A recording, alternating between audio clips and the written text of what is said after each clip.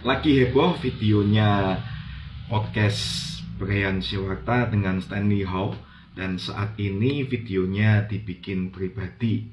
Jadi pada waktu di podcast itu diceritakan Stanley Howe itu menceritakan tentang pada waktu dia membuat konten red flag kepada gerejanya, lalu dia ditegur oleh pihak gereja tersebut dengan menggunakan lawyer, ditekan, dan kemudian dia sendiri akhirnya tidak respect dengan pemimpin gereja itu, dan keluarganya juga merasa bahwa kenapa seorang pemimpin gereja tidak merangkul, malah memakai lawyer untuk menekan seorang Stanley Howe ini, dan akhirnya mereka satu keluarga itu pindah ke gereja lain. Tapi di satu sisi saya ingin memberi masukan kepada Stanley Howe yang mengatakan bahwa seharusnya gereja tersebut tidak menjangkau orang non-Kristen, tetapi orang-orang Kristen yang malas ke gereja.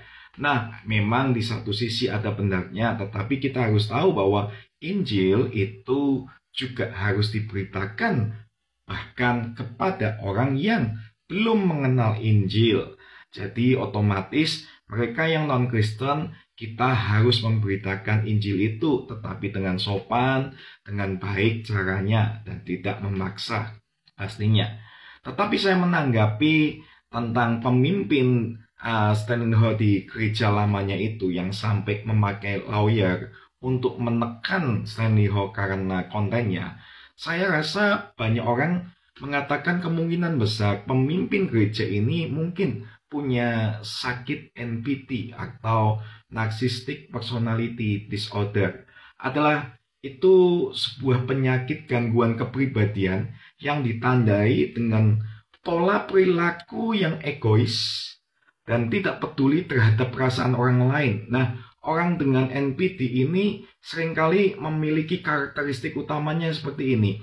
Egoisme yang berlebihan, menganggap dirinya sendiri lebih unggul dari orang lain, membutuhkan pujian dan pengakuan yang konstan, sulit mengembangkan hubungan yang sehat dan intim dengan orang lain. Nah, tidak peduli juga terhadap perasaan dan kebutuhan orang lain, menggunakan manipulasi dan eksploitasi untuk mencapai tujuan, dan merasa superior dan tidak bisa salah, dan juga sulit menerima kritik atau umpan balik. Nah, saat ini kita lihat ada banyak orang-orang yang punya penyakit seperti ini, dan mereka maunya menang sendiri. Apalagi kalau mereka punya dana banyak, punya kenalan-kenalan yang banyak juga. Nah, itulah yang seringkali membuat mereka semakin dalam di dalam penyakit ini. Nah, mari kita mau introspeksi diri. Setiap kita harus tahu kalau mungkin kita ada kesalahan, kita mau untuk dikritik, kita mau untuk diberikan saran. Dan setiap kita seharusnya juga mau untuk menerima koreksi. Makasih, Tuhan Yesus memberkati.